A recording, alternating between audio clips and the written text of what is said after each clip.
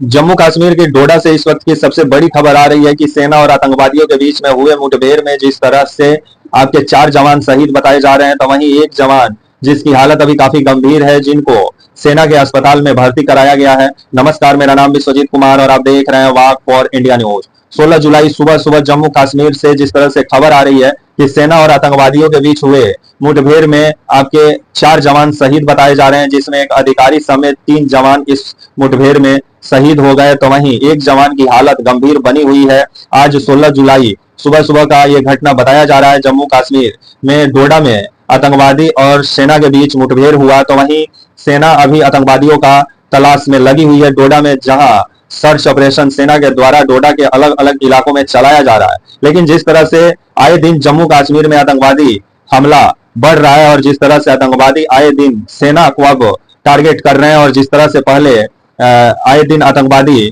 Targeted killing को अंजाम दे रहे थे जम्मू कश्मीर में, अब सेना के काफिले के और सेना को जिस तरह से टारगेट किया जा रहा है, जिसको लेकर के गृह मंत्री अमित शाह पे बहुत सारा सवाल खड़ा होता है। 370 हटाने के बाद से जिस तरह से मोदी सरकार अपनी पीठ थपथपा रही थी, लेकिन जिस तरह से जम्मू कश्मीर में आए दिन जो आतंकवादी घटनाएं बढ़ रहे हैं, इसको लेकर के मोदी सरकार क्या कर रही है, मोदी सरकार को तो जवाब देना चाहिए। और जिस तरह से आए दिन हमारे सेना के जवान जम्मू कश्मीर में यूं ही शहीद हो रहे हैं, तो कुछ ऐसा जम्मू कश्मीर में कड़ा कानून बनाए ना कि आतंकवादी जम्मू कश्मीर में घुसने से पहले 2 बार सोचें।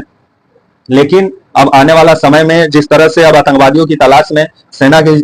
के जवान लगे हुए हैं, लेकिन आपके जम्मू कश्मीर का कानून व्यवस्था पे दिल्ली में जो बैठे हुए हैं गृह मंत्री अमित शाह, उनको सोचना चाहिए, ताकि कश्मीर जो एक घाटी के नाम से जानी जाती है, खूबसूरत घाटी के नाम से कश्मीर का जो पहचान है, वो घाटी कहीं आपका आतंकवाद के वजह से ना पहचाना जाए, जिसको लेकर के आतंकवाद पे लगाम लगाना बहुत जरूरी है, जिसको लेकर के अमित शाह को काम करना चाहिए जो गृह मंत्री हैं। और आने वाले समय में क्या करते हैं देखने वाली बात होगी। जिस तरह से आए दिन भारतीय सेना अपनी शहादत दे रही है वहां, तो जिसको लेकर के कुछ ऐसा पुख्ता व्यवस्था किया जाए जम्मू कश्मीर में, ताकि सेना के जवान का जो मतलब शहादत है इस तरह ना हो और आतंकवादी आराम से निकल जाए। क्योंकि आतंकवादी जिस तरह से जम्मू कश्मीर को फिर से अस्थिर करने का प्रयास कर रहे हैं, जिसको लेकर के सेना को खुली छूट देने का जरूरत है, ताकि इन आतंकवादियों को जहन्नुम पहुंचाने का सेना काम करे।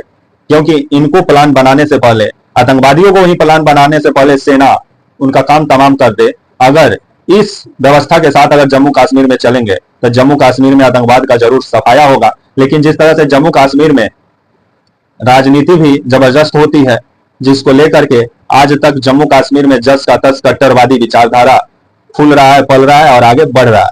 जिस पर लगाम लगाने की जरूरत है। और आने वाले समय में गृह मंत्री अमित शाह क्या करते हैं देखने वाली बात होगी। तब तक के लिए नमस्कार, जय हिंद, वंदे मातरम।